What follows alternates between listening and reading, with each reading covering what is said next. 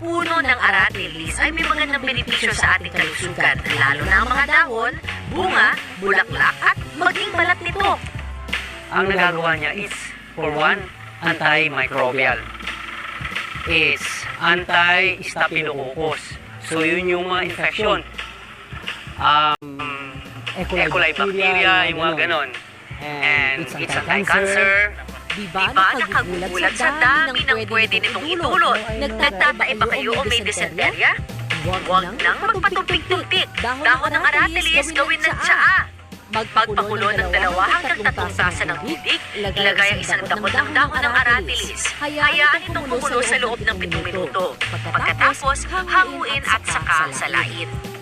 Inumin ang tsaa 3 beses kada araw. Sigurado matinding pagtatae ay malulunasan na. At pati palat sa diabetes, pwede rin. It's